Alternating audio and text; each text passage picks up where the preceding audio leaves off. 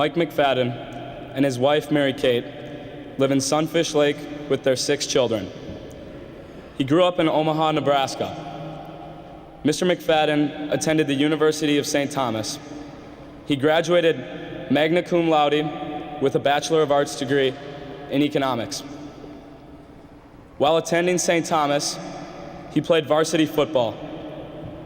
After college, Mr. McFadden worked as a marketing representative for IBM. He then went to Georgetown University, where he received his law degree. After law school, he worked briefly as an attorney in New York before deciding to move back to Minnesota, where he has had a successful business career as an investment banker. Mike McFadden has not only made an impact on several businesses, he has also been a strong influence in the community. Mr. McFadden serves on the Cristo Rey Jesuit High School Board of Directors. The school has made educating students from underprivileged families its mission. He is currently on a leave of absence from his investment firm because he is campaigning for the U.S. Senate.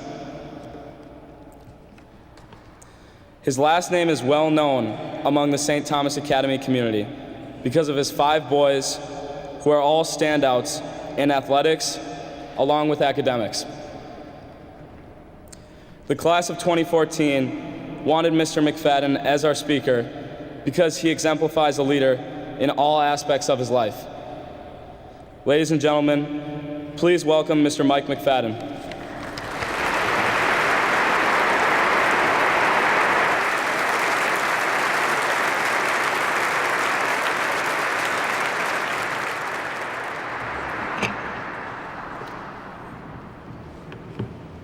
What an honor. Thank you, Jack. Chris and JP, fantastic job. I'm proud of you. It is such an honor to address the class of 2014. I have to start with a cute story. I was traveling. I was actually with my son, Connor, who's a graduate of 2010 from STA. We were in Washington, and I had a voicemail just as I was walking in to a meeting. And the voicemail was from Mike Schoberg. And Mike said, "Mike, how are you doing? How's the campaign? I know you're really, really busy, but can you give me a call?"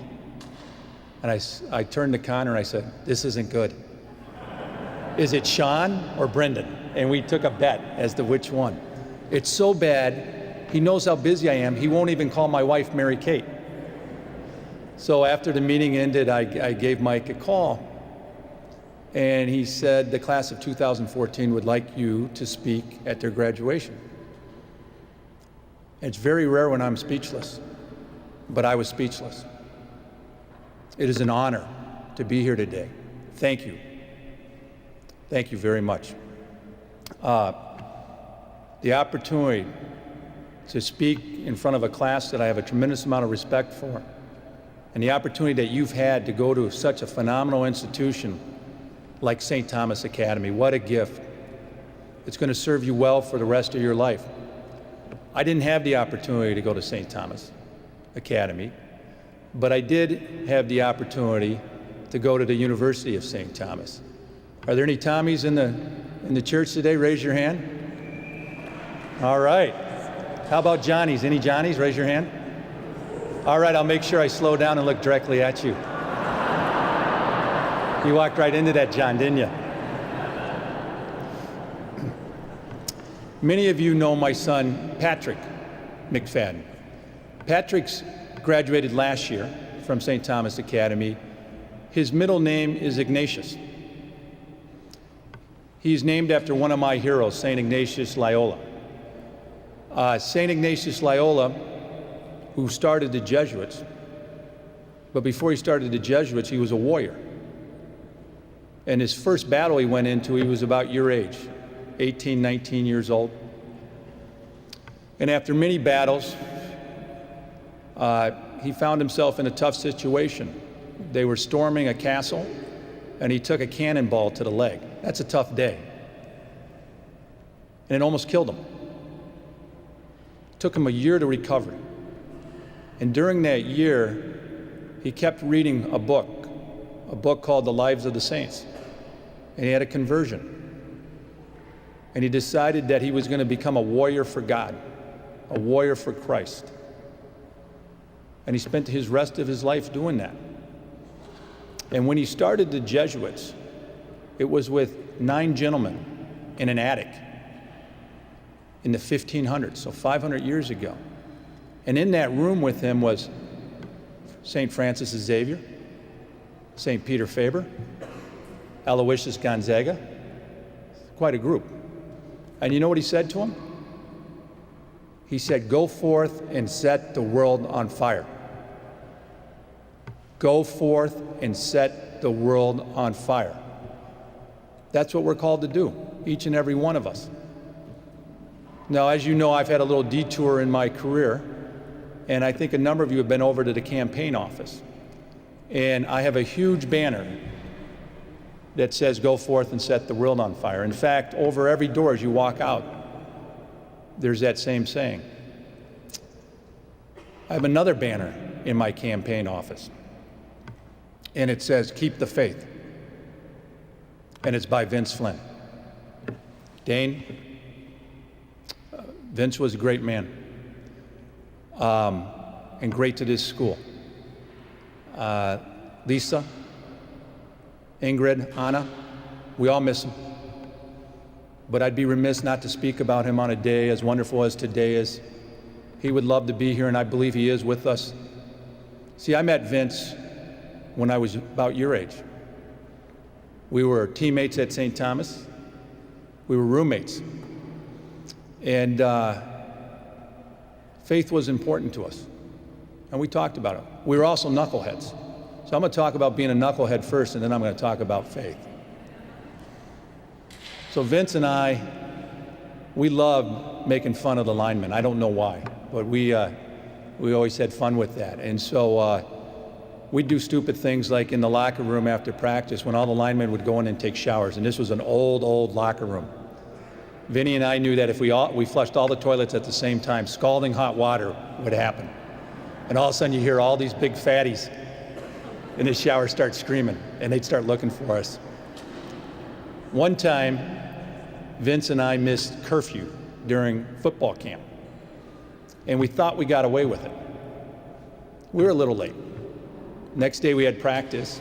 At the end of practice, Coach Dienhart, all 100 of us players are sitting around him. He said, well, it turns out 2 members of this team don't think the rules apply to them. Mr. Flynn and Mr. McFadden, why don't you come on up? And then he proceeded to tell the team that what they were going to have the opportunity to do was to run 2 miles in under 16 minutes, while Vince and I stood there and watched them. It was the worst penalty you could ever have. You watch these football players run, and 16 minutes for 2 miles, that's pretty tough, especially, if you're 260, 270 pounds. And every time the linemen ran by, they already didn't like us. They would run by Vince and I each lap, and then they'd go like this. So we had to hide for a while. Vince took his faith very seriously. Not just when he had his battle with cancer, but when we were your age.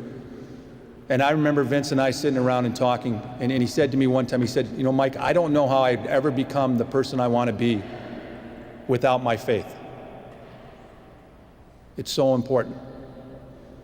And we used to talk about the impact it had. And there's a French Jesuit philosopher by the name of Teilhard de Chardin. And he believes that life doesn't stay static. There is no status quo. That in every interaction that you have with another person, you can either make them better or worse in that interaction, including yourself. You have the opportunity to lift people up or tear them down. That's your choice, each and every one of you. So Vince and I loved to think big thoughts, wanted to do big things. But we knew that we had an opportunity to light the world on fire every day with every interaction that we had with other people. And I will tell you that today, I am a much better person because of Vince. He made me better. He lifted me up. And I'd like to think that I made him better. and that together we were better. So to the class of 2014, when we think about the brotherhood, the St. Thomas Academy Brotherhood, I challenge you to lift your brothers up, make them better. It'll make you better. And it's not just with men, it's also with women. Lift them up. That's your challenge. So keep the faith, go forth, and set the world on fire. It's never been important. The world needs you. Our church needs you. Our schools need you.